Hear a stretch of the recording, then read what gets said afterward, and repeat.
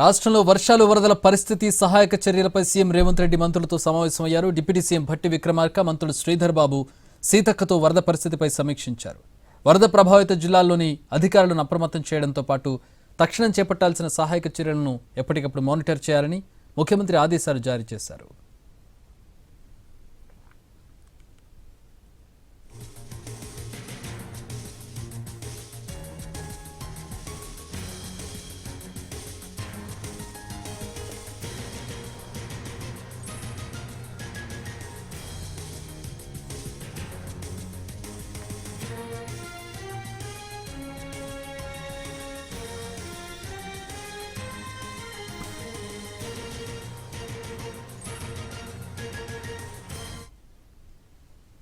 రాష్ట్రంలో వర్షాలు వరదల పరిస్థితి సహాయక చర్యలపై సీఎం రేవంత్ రెడ్డి మంత్రులతో సమావేశమయ్యారు. డిప్యూటీ సీఎం భట్టి విక్రమార్క, మంత్రులు శ్రీధర్ బాబు, సీతక్కతో వరద పరిస్థితిపై సమీక్షించారు.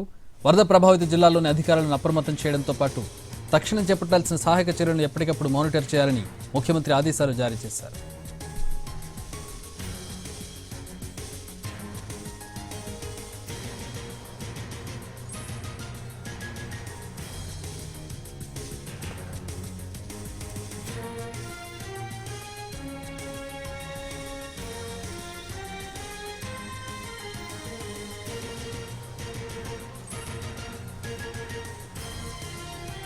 అయితే రాష్ట్రంలో ఉన్న పరిస్థితులకు సంబంధించి వరద పరిస్థితులు, వర్షాలకు సంబంధించి సమీక్ష నిర్వహించారు ముఖ్యమంత్రి రేవంత్ రెడ్డి. దీనికి సంబంధించిన మరిన్ని వివరాలు మా ప్రతినిధి చారి అందిస్తారు. చారి,